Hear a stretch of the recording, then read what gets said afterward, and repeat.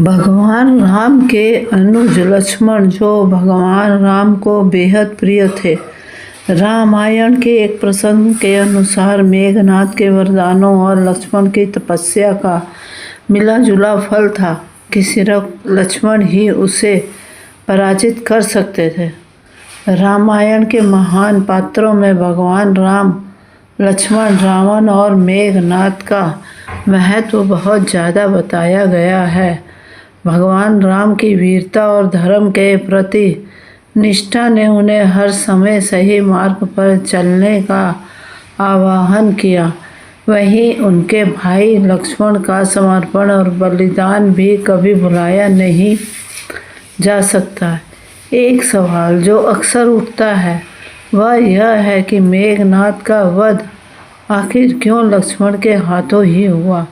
क्या विशेषता थी लक्ष्मण में जो इस महान कार्य को वे ही अंजाम दे पाए। रामायण के अनुसार मेघनाद ने अपनी शक्तियों को बढ़ाने के लिए 14 महायज्ञ किए थे ताकि वह ब्रह्मा जी से विशेष वरदान प्राप्त कर सके। ब्रह्मा जी से वरदान लेने पर मेघनाद ने 2 प्रमुख इच्छाएं मांगी थी।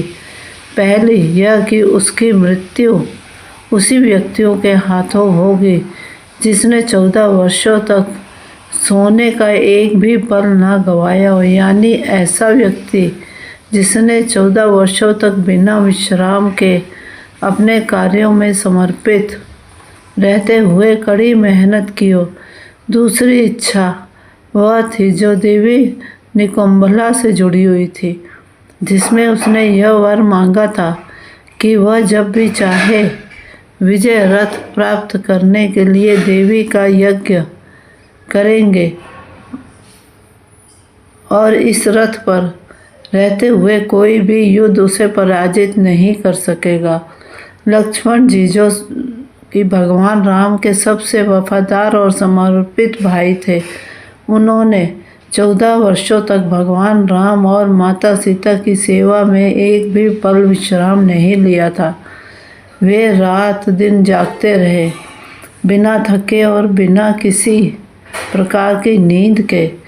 यह वरदान मेघनाद के लिए एक चुनौती बन गया, क्योंकि उसे लक्ष्मण जैसा कोई व्यक्ति ही इसे हरा सकता था जो 14 वर्षों तक सोया नहीं हो।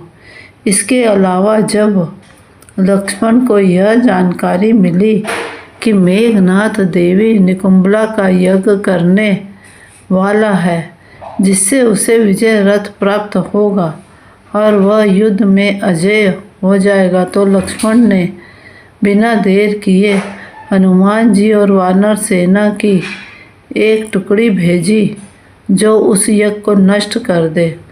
इस प्रकार लक्ष्मण ने मेघनाद के विजय रथ को विफल कर दिया और उसकी शक्ति का नाश किया। चैनल को सब्सक्राइब करें।